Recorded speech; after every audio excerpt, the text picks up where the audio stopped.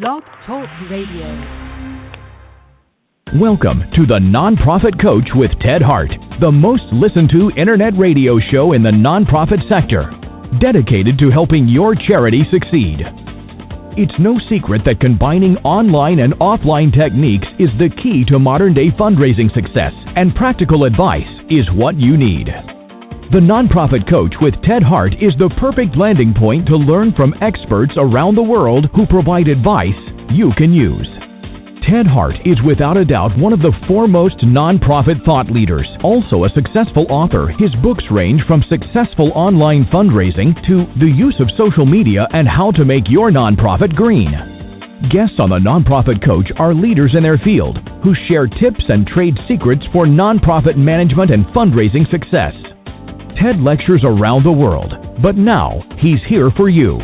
From the latest in charity news, technology, fundraising, and social networking, Ted and his guests help you and your organization move to greater levels of efficiency and fundraising success. This is a live call-in show. Add your voice by calling 347-324-3080. After the show, you can find all our podcasts at tedhart.com. Click on Radio.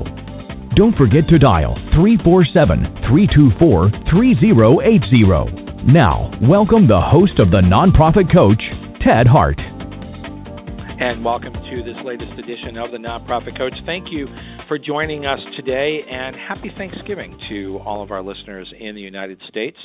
I am very thankful for all of our thousands of listeners of this show and of our podcast, and as we are in our 5th year of the Nonprofit Coach, thank you for joining us and learning with us.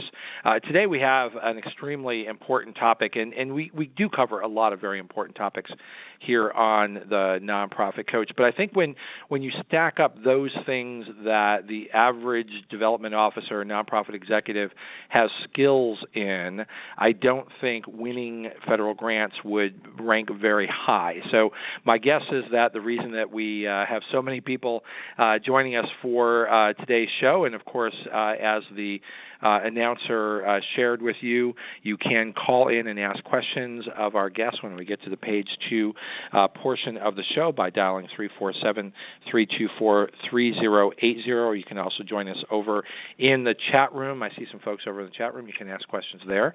Or you can email us at tedhart@tedhart.com. And I think just about everybody would love to learn how to win more federal grants to support their nonprofit mission. It is complicated. It is often not easy, and that's why we have the top experts here with us as guests on our show. Cheryl Kester and Karen Cassidy will be joining us as our page 2 experts today. But as always here on the Nonprofit Coach, we start with page 1 news.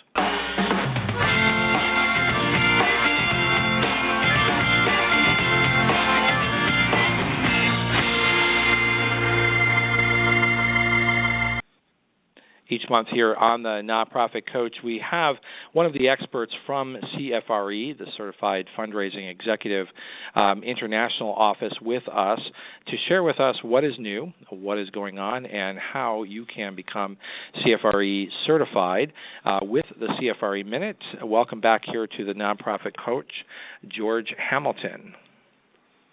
Hi, Ted. Thank you very much for having us again. Hey, George, always a pleasure. You folks always have so much going on, and of course, certification allows our listeners to stand out in the crowd, to stand for exam, and to show their expertise to those who may not know how to measure expertise in this area. So take it away with the CFRE Minute. Sure. Well, last time we were on the show, we talked a little bit about some of the updates that are coming to the CFRE program for 2016. We talked about how the minimum years in practice is actually being reduced from years to 3 years in order to be eligible to sit for the exam and complete your application.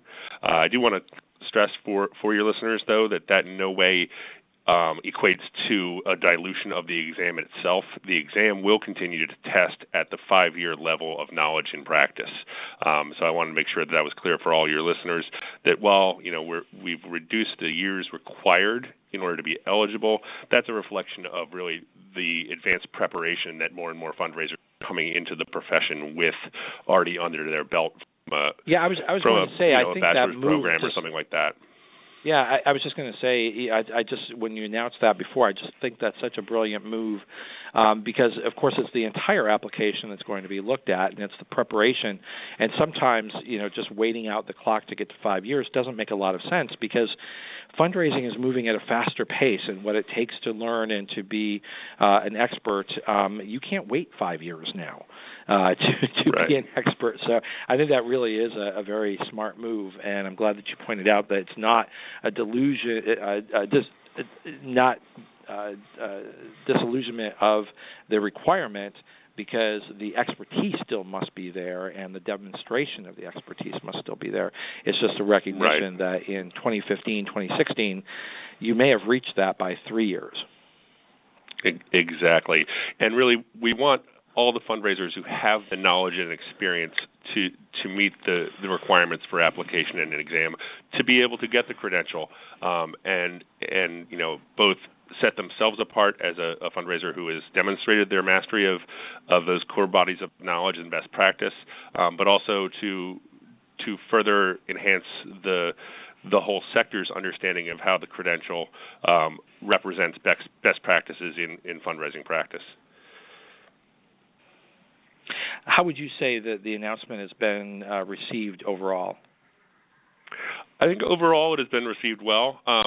The reason I did point this out, though, was that we did hear some comments back from folks that felt like the reduction in years required was in some way undercutting the value of the credential, and I just want to assure folks that is not the case. The application requirements in terms of the professional performance that a fundraiser has achieved in their career has not changed, nor has the exam level at which one is tested. So it's really just a recognition that people are coming in with a greater degree of preparation than they were 20 or 30 years ago when the credential was founded.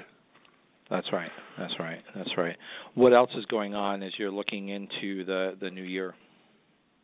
Well, that's the big thing. I mean, we're looking at another year of growth for the credential. I mean, obviously the final numbers are not in, and candidates are continuing to test in test window 4 and achieve their CFREs. So we don't have the final numbers, but it's clear that there's going to be another year of growth in the credential in terms of number of people who hold the CFRE credential and also growth internationally for the credential. So those are both very positive things. Where are you seeing international growth? Really, Europe, Australia, Canada as well. The numbers have gone up in all those countries, particularly continental Europe. It's the credential is still getting a foothold in terms of recognition for its value and what it represents for the community. But I think that the real focus on ethical fundraising that we've seen in the EU and particularly in the UK since this summer has really shined a spotlight on ethical fundraising practice, and the CFRE credential really does provide that assurance to employers and donors alike that the person who holds the credential has made a commitment to ethical fundraising practice. Well, you continue doing a fantastic job. I think the new face of CFRE and the expansion of the CFRE credential is important to all fundraisers, and of course here on the Nonprofit Coach, as always, we encourage our listeners to go to CFRE.org to learn more about the credential and how you can prepare to sit for the exam and to show your expertise to others who may not know how to evaluate your skill. CFRE can be that determining factor. George Hamilton, thank you for being our guest here on the Nonprofit Coach and bringing us the CFRE Minute. We look forward to having you with us next month. Yep, great. Thank you very much. You bet. So next up here on the Nonprofit Coach, we have another good friend of the Nonprofit Coach, and that's Linda Lysakowski. Linda is with the folks who are putting out new books all the time. Linda, thank you for joining us here. You've got a new book for us that we're excited to hear about, and this is part of the In the Trenches series. that you folks are developing at CharityChannel Press. So, Linda Lysakowski, welcome here back to the Nonprofit Coach. Well, it's great to be back, Ted. It's always good to be on your show. And as we get ready for Thanksgiving, counting as my blessings, one of the things that I think I'm thankful for is all the people like yourself that are in this profession, so willing to share their expertise and their knowledge with everybody else in this field. So I'm kind of thankful for that as we go into a great holiday season ahead. Linda, a lot is not really written about the inner workings of federal grants. I often refer to it as fundraising by the pound, because the applications and the materials that are needed, can be so dense. So why did CharityChannel Press take this on and encourage these wonderful authors that you're going to introduce to us to write this book? Well, I think one of the reasons that I was so excited about this book is I have to confess, in all the years I've spent in fundraising, one thing I've never really done much of, is very, very little of, is federal grants. And when I read the proposal and as I was reading through the book, and there's also an accompanying workbook, which is a fantastic package of the two books together. But as I was reading through this, I thought, well, thank God I never had to do federal grants, because, frankly, I think it's so overwhelming to people. But what I really liked about this book is that Cheryl and Karen made it easy, because they've got everything so well organized and everything just flows into each other. And I thought when I was done with it, if I did have to make a living doing federal grants, with these book and workbook by my side, I think I could muddle through it, even though I really don't like all that paperwork that's involved. As you said, seems to be by the pound, and I think, boy, I don't have the patience for it, but I'm so glad that these two do, and I think this is a real contribution to the profession, that they're taking a task which most people, frankly, like myself, I think, run screaming from, and they make it easy enough that we can all pick it up and do it if we just have the patience and the knowledge that these two books provide for us. So I'm really excited to introduce Karen and Cheryl. I think they've done a fantastic service to the community by putting this book together, and I think the federal government may be overwhelmed with a lot more grants than they've ever seen before. Well, that's great. Well, you hang on right there. We're going to just turn the page here, move on over to page 2, and then you can stay with us and do the formal introduction of both Karen and Cheryl. So stay right with us. We will be right back after we turn the page.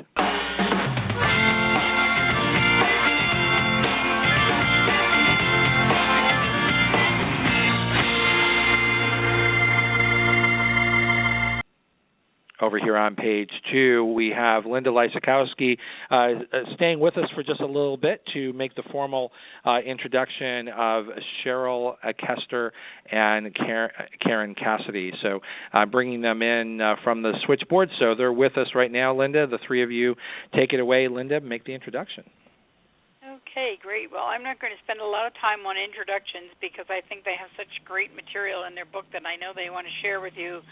But I really admire both Karen and Cheryl because they've tackled something that a lot of people are afraid to tackle, and that is federal grants. They've both been doing it for years and years, and not that they're that old, of course, but they've been doing it for quite a while, and I think their books are really an eye-opener. They were to me because they've taken a subject that is just so mysterious to so many people and made it really readable and doable for all of us. So I think we owe the two of them a great deal of gratitude and thanksgiving for all they've done for the profession.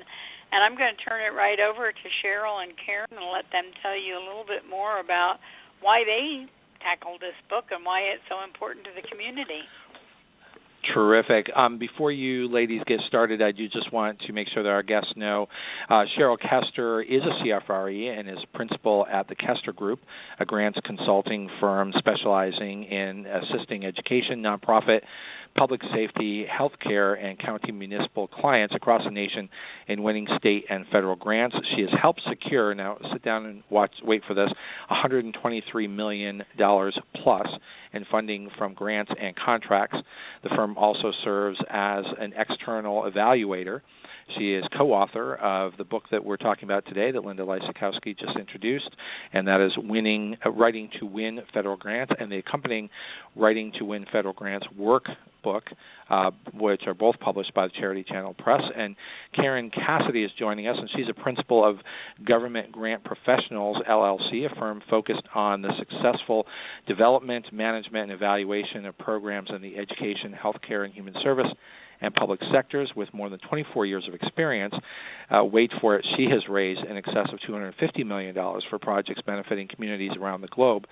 She is a member of the Grants Professionals Association, GPA, and presently sits on their board of directors. So, Cheryl and Karen, thank you for writing this book, and thank you for joining us here on the Nonprofit Coach.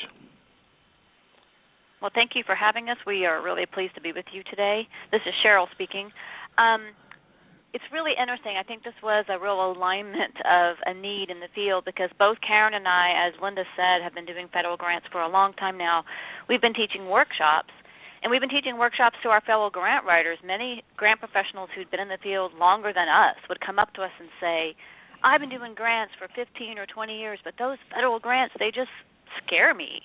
And what happened, Karen and I didn't know each other, but we both approached the publisher, Steve Nill, at CharityChannel Press at the same time with the concept for this book. And thank goodness he had the wisdom to put us together. And because of that, because you had both of us on this book, the content is so much stronger and the breadth and depth of experience wider and deeper. Well, it's one of the benefits of CharityChannel Press is that they do bring people together for really incredible how-to books. So, Karen, I wondered if you might sort of weigh in on my little quip with Linda earlier that, I often look at federal grants as fundraising by the pound because the applications can be so large and dense and the number of attachments is so incredible. How true is that? Actually, it's not really that true. I have had the federal proposals where they've been 1,300, 1,400 pages long, and you begin to think to yourself, I'm never going to get this done. But I know Cheryl and I have both written federal proposals that have had severe page limits, sometimes as little as 2 pages with no more than 5 pages of attachments. So a lot of people think it now, is grant writing by the pound. Grant? Yeah, well, you have to really write tight. Yeah, I imagine that's true. And part of it is the way that they structure the RFPs, and they do give you, I remember when I was in high school and a teacher used to say you have to write 5 pages double-spaced, and I would groan and say, how will I ever fill that? And now I look at that and go, how am I ever going to get that done in that short of a space? Because you have so many components that you have to explain. Right. Well, this really is a soup to nuts book, and I wanted to, in sort of reading through the book, which is at times heavy, in that this is complex. But one of the things that I came away was this overarching sense that unlike some other grants, this is a whole organization approach. If you're going to win a federal grant, this isn't just something that gets written in some side office, but you really have to know yourself from top to bottom and really be willing to be transparent if you're going to truly win. Yeah, and this is Karen again, one of the challenges with federal grants is that Cheryl and I both get phone calls from people all the time who think that there's a giant money tree in Washington, D.C., and if you just go shake it, money's going to miraculously fall on you. And that's not exactly the case. You are right. You have to be very organized. You have to be very detail-oriented to write these federal proposals. Cheryl and I both make tons of checklists. I know we put several samples of them in our books just so that people can understand we do everything from budgeting, how we're going to write the 65-page proposal and divide it up into the various sections, to checklists to determine whether or not you really have the capacity or this is really the right fit for you to go after this federal grant. I think Cheryl and I probably talk our clients out of going after many federal grants just as often as we tell them, hey, you really need to go after this one. Right. How I'm wondering, Cheryl, from the get-go, how many federal grants are truly open for review, and how many of them are sort of funding the same charities year after year because the agencies know that group? You know, it really varies. It actually becomes a joke in our workshops because our answer is always, it depends. It depends on the funding agency. Larger funding agencies like the National Science Foundation or the Department of Education have multiple departments within the agencies. They all do things differently. They all may have multiple competitions. But a really good indicator, one of the easiest ways to do a quick check, do I even have a snowball's chance in where of maybe getting this grant, is most federal grant opportunity announcements will tell you how many awards do we anticipate making. And if that number is 1 or 2, unless you're already that 1 or 2, that's really not a good opportunity for you to apply. If that number is 38 or 65 or 110, suddenly your chances of winning that competition are a lot stronger. Then the next part of your question was, are the same people getting them over and over? In some programs that are set up that way, yes, but even in those instances, most of the time, the previous grantee has to meet performance standards, and they get points that say whether or not they met their previous objectives and spent their money appropriately. And so aside from a few little points, they get a few little extra points for prior experience. The playing field is usually pretty level. Looking back at the way that you put this book together, you started off by suggesting that you have to be ready to approach a federal grant. So I'm gathering needing the money is not enough. Absolutely no. not. And we talk about readiness in two categories. It's really common, and a lot of grant books do this, and we do too. We talk about your readiness to write a proposal. Do you have the people with the knowledge on your staff and the time to get this done? But just as important, probably more importantly, is are you ready to properly implement a federally funded program? In other words, if you have an annual budget of $75,000 a year, it is very unlikely you have the organizational capacity to suddenly run a $300,000 a year program, just as an example. And I know Karen has more examples of organizational readiness. Well, and some of the things we always tell people to look at is, do you have the appropriate staff in place to actually manage the grant? Do you have the financial software necessary so that you can appropriately segregate funds so you can bill appropriately? There's a lot of different steps that we really go through with our clients and go walk them through it and say, does this make sense for you? Does this not?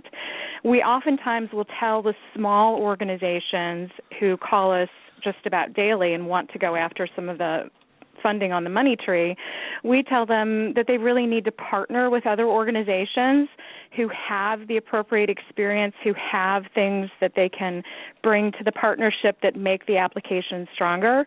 It's not, in some programs it's very common that just one organization is funded, but in a lot of programs it's really based on those strategic partnerships and making sure they can provide the comprehensive services required.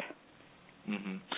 And so again, the ability to have the infrastructure in place, how much of a weight should our listeners be putting on that kind of preparation, given the fact that, as you said, there may be small nonprofits out there who are looking to possibly want to move in this direction. Are they just out of the running, or is it possible for them to actually consider making this work? They are not out of the running. We really encourage potential applicants to right size. So the example I gave was, if you're a small nonprofit, you don't go for the giant grant. But there are $10,000 grants available. There are $5,000 grants available. There are $80,000 grants available. And so actually it's available in our workbook and also as a free resource. We distribute it via our website and in our workshops. We have a readiness checklist for your organization that you can go through.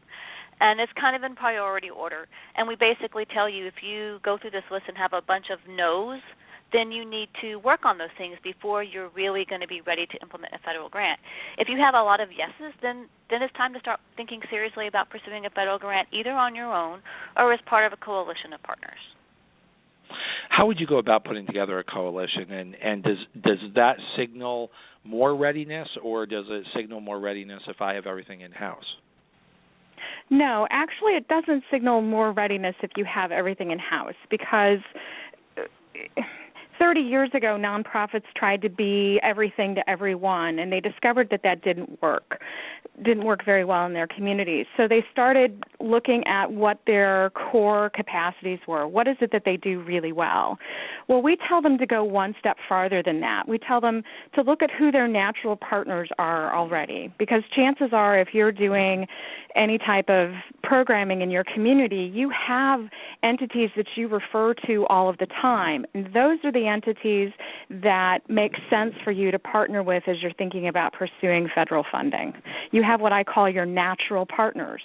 Sometimes you have to expand on that list, and if you do, the time not to do it is when you see a really cool federal funding opportunity and you try and pull people together quickly and say, let's go after this. Those things usually don't work. You really want to work with well-established partners, if at all possible, maybe bringing in one or two new folks. But if you're having to gin something up every time, that's not a good idea. It never ends well. Well, let's sort of focus in on that concept, because I'm wondering, again, back to the issue of transparency and readiness.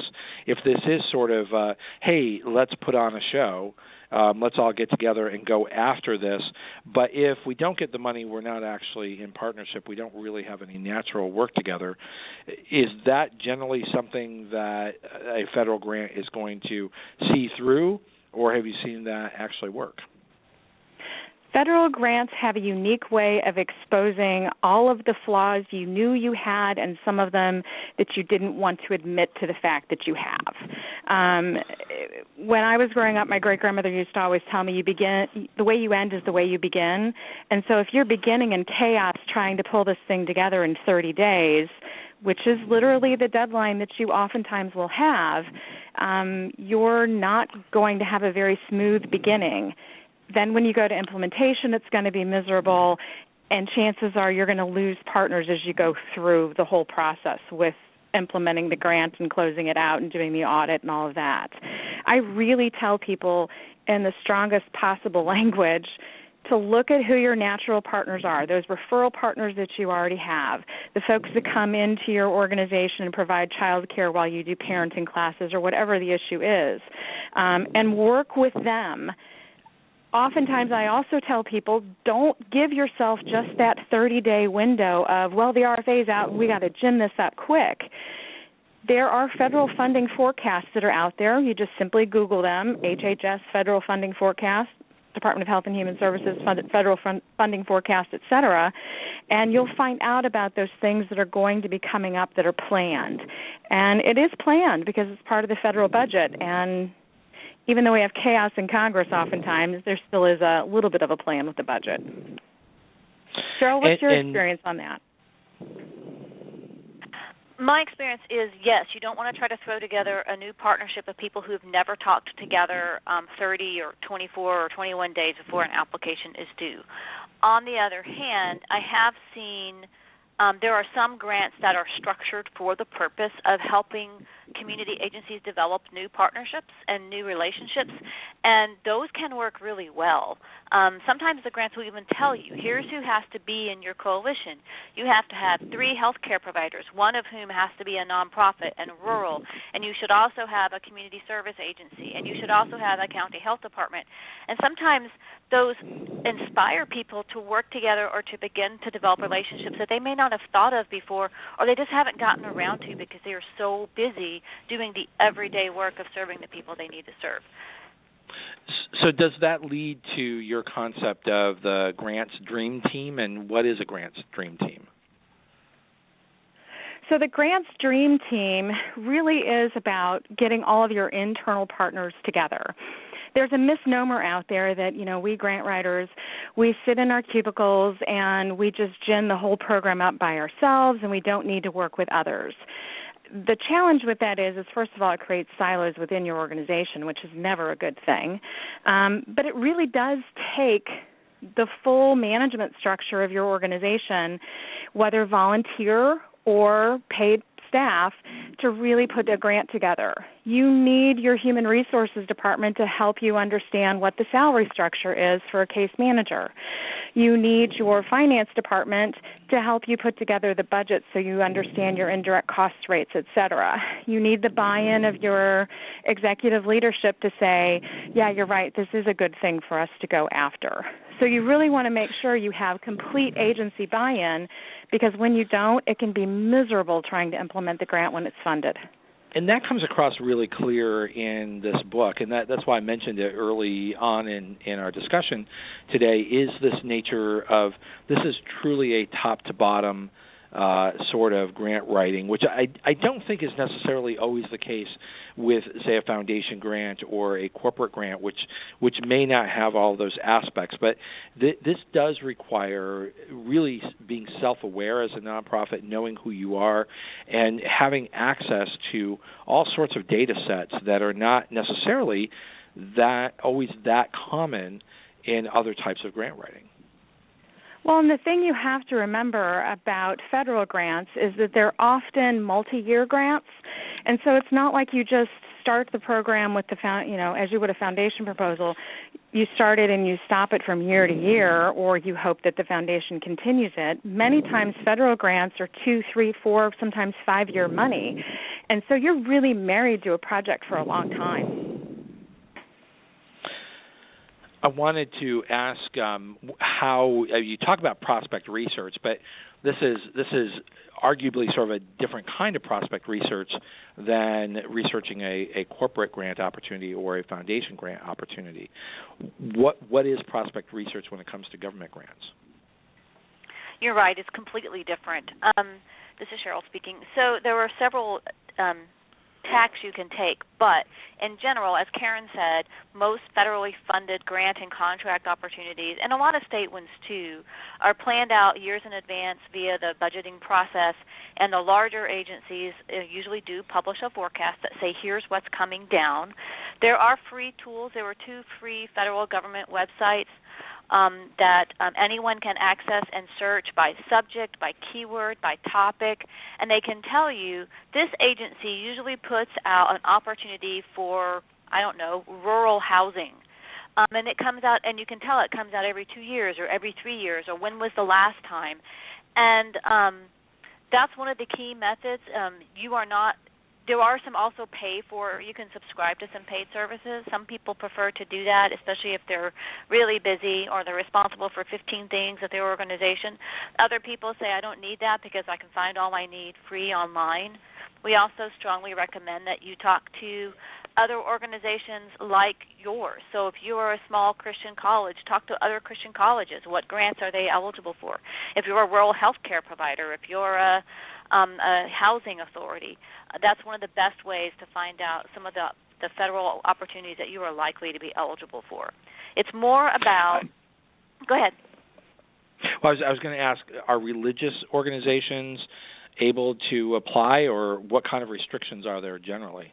Absolutely. And we have a really nice story in our book that explains kind of a real-life example.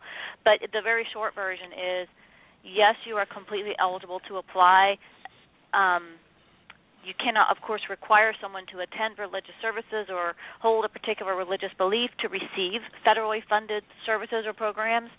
But some of the you've got food banks, you've got soup kitchens, you've got organizations offering housing, you've got Christian colleges that serve low-income students, you've got all kinds of faith-based organizations building houses, for example. We all are very familiar with that nonprofit. So as long as you meet the requirements, they're not as stringent as most people think. And the White House has an office on faith-based organizations that's really good at communicating what those requirements are. Are there any general restrictions at all, or are they always specific to the grant area? I'm not sure I understand the question. Well, is anyone automatically restricted, or are the restrictions specific to the grant that you're pursuing? So each grant opportunity is going to have the same place where it lists how many awards do we anticipate making. It's also going to list who is eligible for this competition, and that can vary dramatically. Sometimes for-profit companies are eligible to compete. Sometimes states and municipalities are eligible. Sometimes it'll say not-for-profits only. Sometimes it'll say faith-based organizations are encouraged to apply. Most of them don't really single out faith-based organizations, because if you hold a 501c3 designation and meet all of the other eligibility requirements, then you should be able to be eligible. The only big restriction that's out there is if you're federally debarred, which means and if you're federally debarred, believe me, you know it. It means you can't compete for any federal money of any type. That's really the biggest restriction out there as to who wouldn't be eligible. But otherwise, Cheryl's right. It is it varies from RFA to RFA. What is an RFA? I'm sorry. So some people call it the guidelines, some people call it request for proposals, some people call it a funding opportunity announcement. It comes in many different acronyms, but it's basically the thing that says, hey, everybody, we're looking for proposals for this. So it's going to go by different names according to different agencies. It might say FOA, it might say RFA, it might say RFP. They're all one and the same. It's just everybody has their own acronym. Imagine that in the federal government, right? Imagine that. So we're going to take a very quick break. When we come back, I wanted to ask you how to break the cycle of scrambling to respond to an RFP, RFA in less than 30 days. How do you break that cycle and prepare or work this into your work plan a little bit more in the new year? And we'll be right back.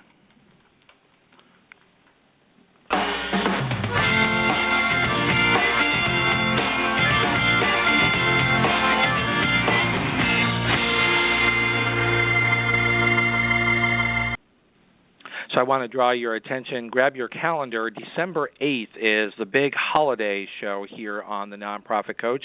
Every year we end our calendar year, our production year, with Kay Sprinkle Grace. She has been our perennial holiday wonderful guest to help you prepare for the new year.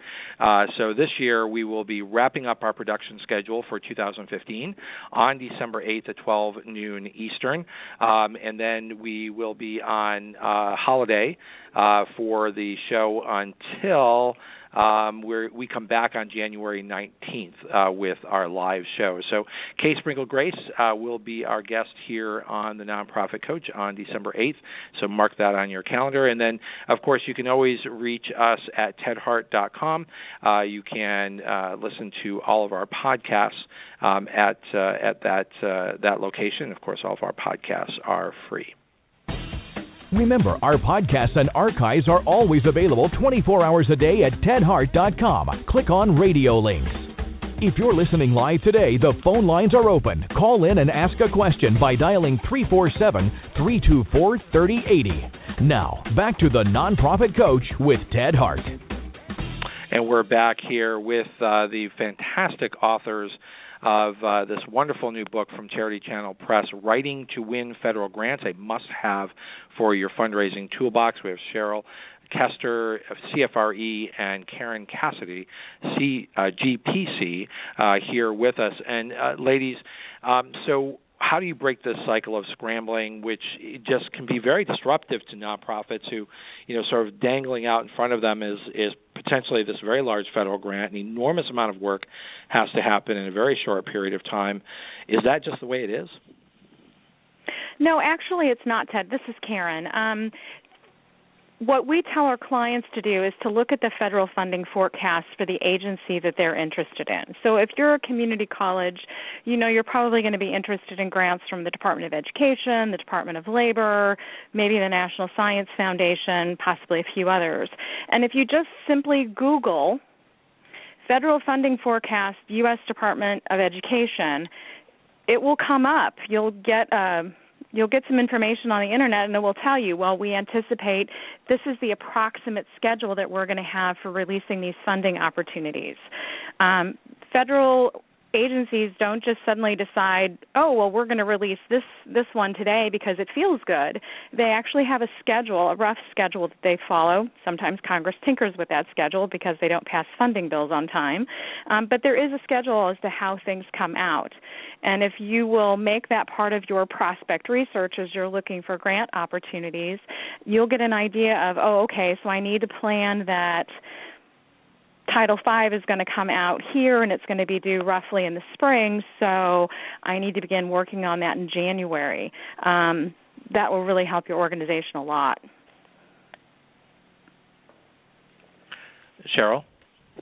Yes, I concur, and it's true that the longer that Karen and I have been doing this, and we both now specialize almost 100% on government grants, we start working more and more in advance. So we actually both have some grants that we don't even know what the deadline is yet. We think it's probably anywhere between February and May. We've been working on them since probably August or September. Because so if that's you're the trying real key, isn't it?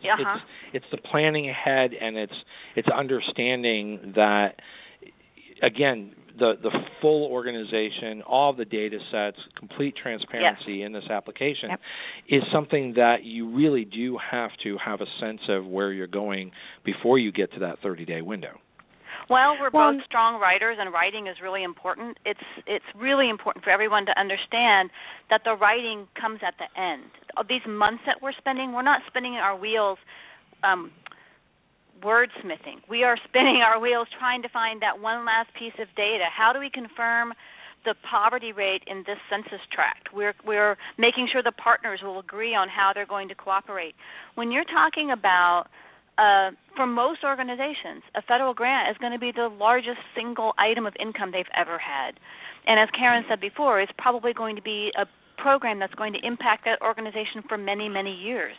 That's why it's so essential that the top leadership understands, not just says this is a great idea, but understands it, advocates for it, gets everybody else, all the vice presidents or whoever on board, and it can take a long time to design a program if it's new to your organization and to determine how many people can you serve, what can the budget handle, how are we going to transport our students after school or whatever it is, and that's what takes months. And if you give yourself that kind of time, if you see a federal opportunity that comes out and you have, sometimes this happens, someone will email you a link and say, this is a great grant, and it's due in 2 weeks.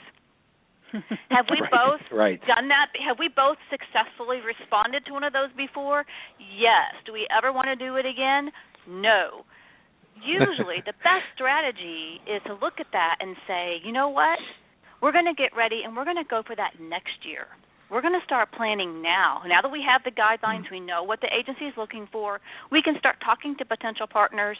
We can start building the buy-in internally, and 3, 4, 6 months ahead of time, we're going to start working in earnest so that when the guidelines come out, we are almost done. We are just making sure we fit the new guidelines. We're not starting from the beginning. The size of some of these grants can truly be game-changing for all the partners who are party to the grant, and the prospect of money is often enough to bring people together. What are the pitfalls for the implementation phase, and how often do you see those rather new partnerships actually fall apart? Oh, I've not only have I seen it, I've also been part of it. Early on in my career when I did program work, somebody at the institution would decide this is a great grant to go after, and their development department would pursue the grant with not a whole lot of input from the program staff, and then thrust it on the program staff to go out and implement. And it was always, well, it certainly gave me enough gray hair that I need Clairol. Let's just put it that way. And it's miserable from time to time when those types of things happen. I'm a big advocate of organizations, if they're going to work together, they need to have a written document, a memorandum of understanding that says, this is how we're going to work together. The interesting thing I put in my memorandum of understanding is, and if we disagree, this is how we're going to settle our disagreements. Because I've learned through years of practice that once you start collaborating and working closely with another organization, it's really easy to start out as friends and go, yes, this is wonderful, we're doing this for the community and it's great. And it's really easy to wind up basically in divorce court because you can't stand the sight of each other.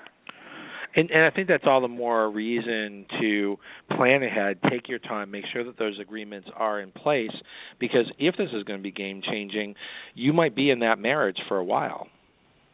Well, and the other thing is people see the dollar signs. Oh, the ceiling for this is $2 million a year, and they get those dollar signs in their eyes, but when they actually sit down and work through the budget, they find out how quickly that, whether it's $500,000 or $2 million or whatever it is, that sounds like the big number, it goes so very quickly, and it really isn't the money you thought it was. It certainly helps a lot, but I know of very few federal programs where all of the needs are completely funded by the federal program. And what does the landscape look like? I mean, in reality, how much money is out there?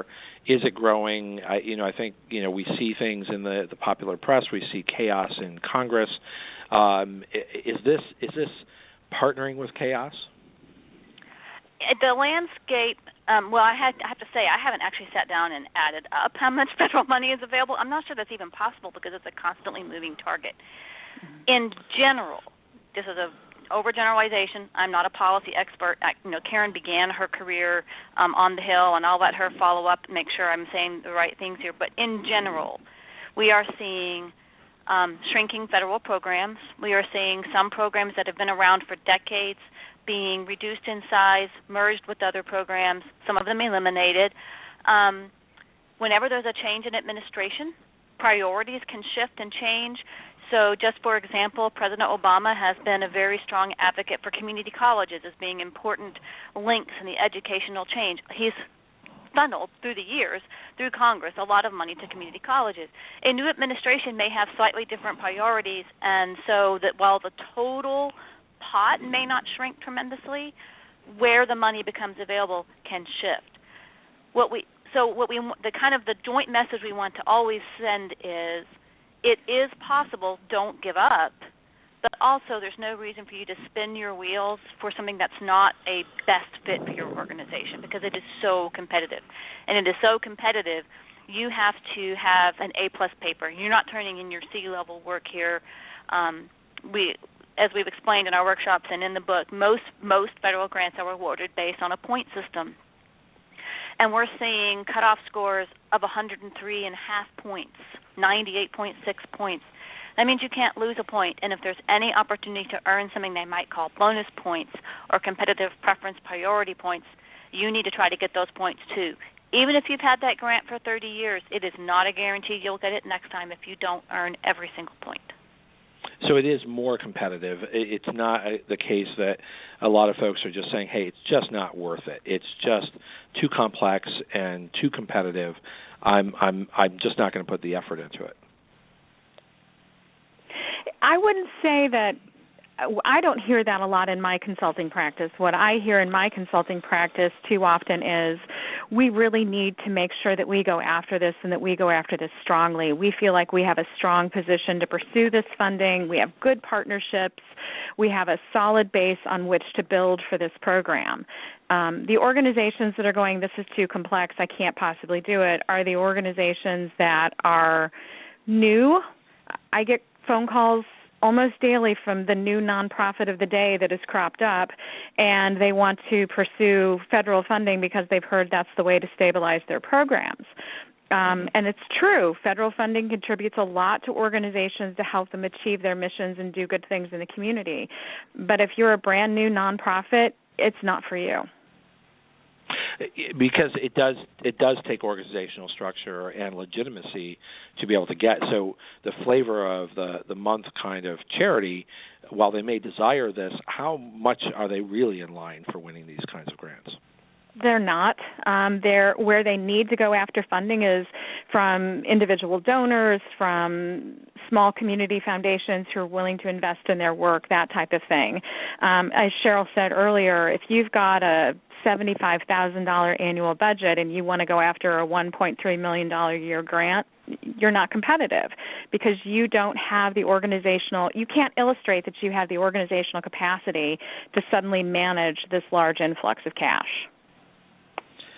want to turn our attention in the time that we have left in a slightly different direction, and that is sort of now I've got the grant.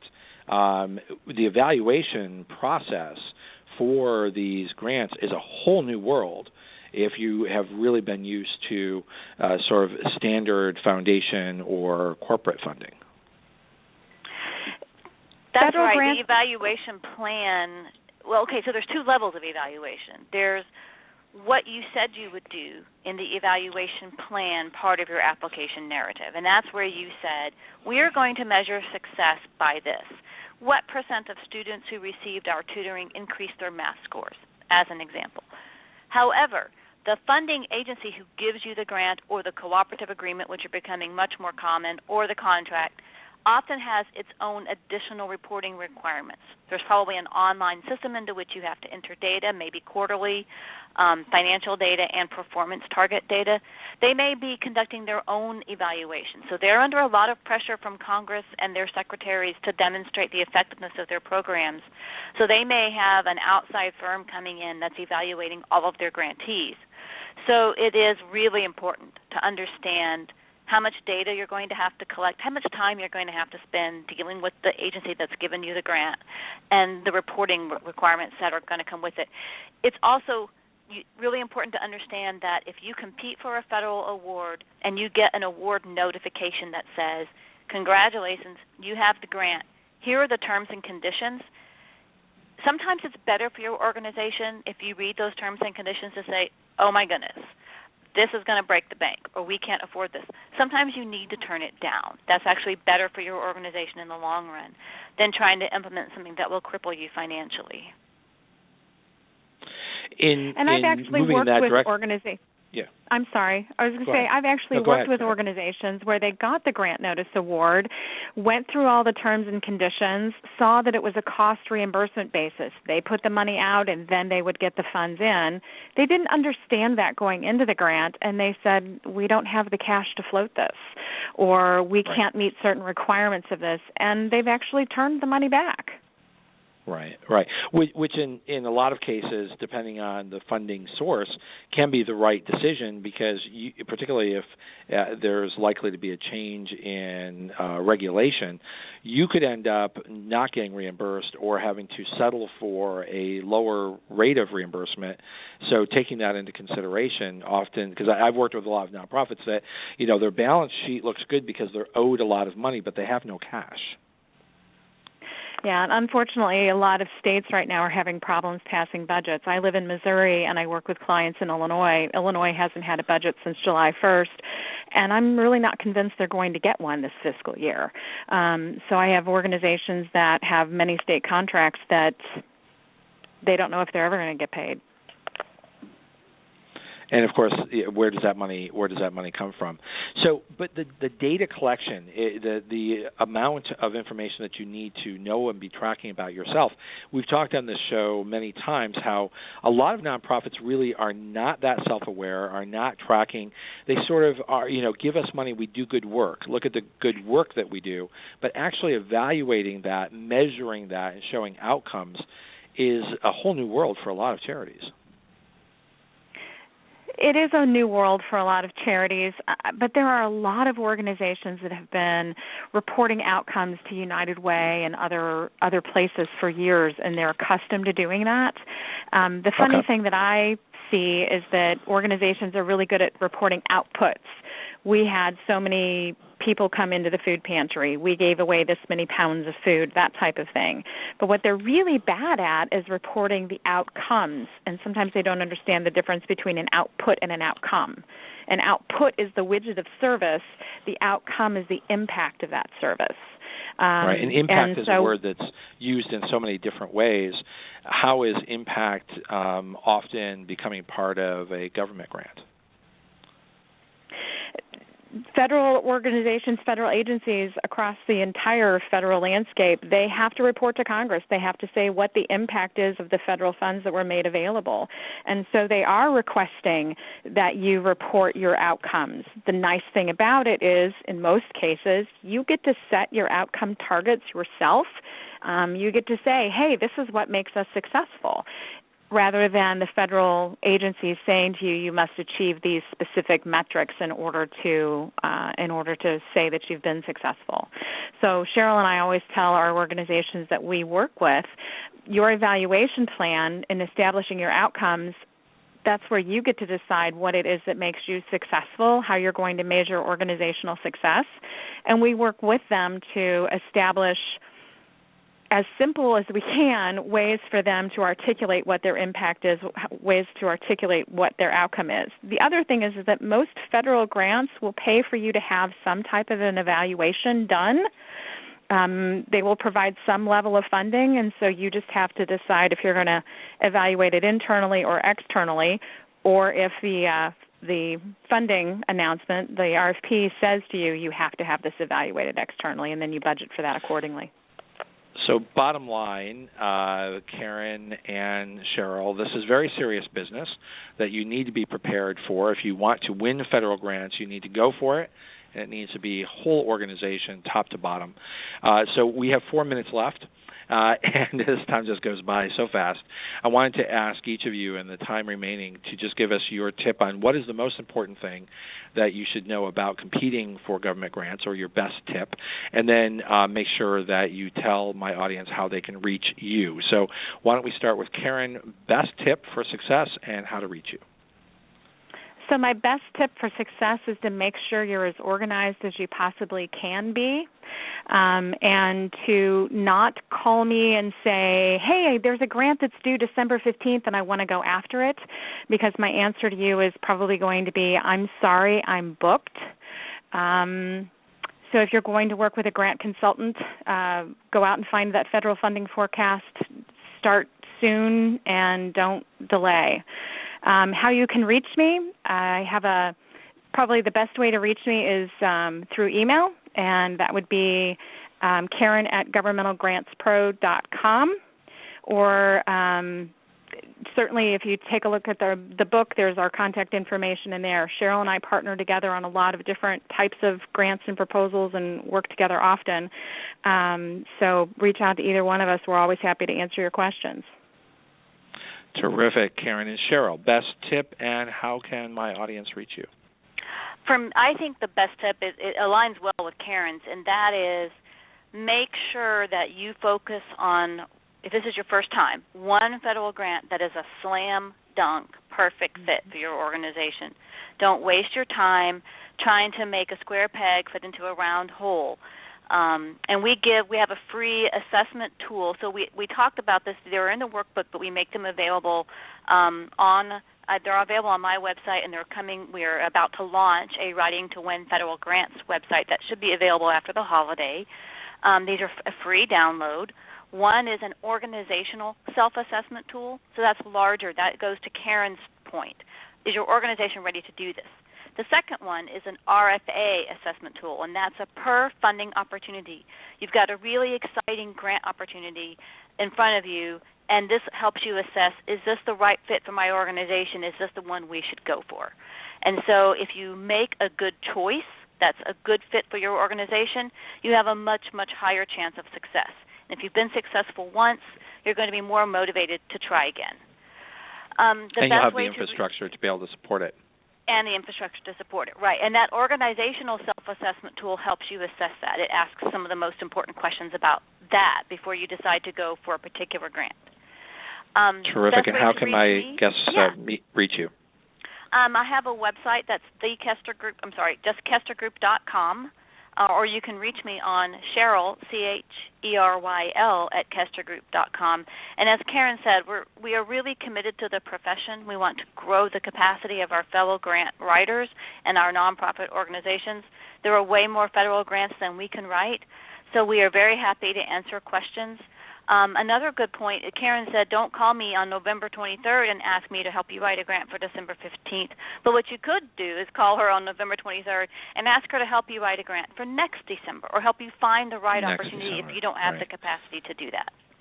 Good planning, terrific book, and thank you to CharityChannel Press for providing us with the opportunity to learn from Cheryl Kester and Karen Cassidy in writing to win federal grants. 2016 will be a bright year for anyone who gets this book, so we encourage you to do that, and everyone have a wonderful Thanksgiving. You've been listening to the Nonprofit Coach Radio Show with Ted Hart. Tell all your friends to check out our production schedule and download our iPod and iPad-friendly podcast at tedhart.com. Thanks for listening to the Nonprofit Coach.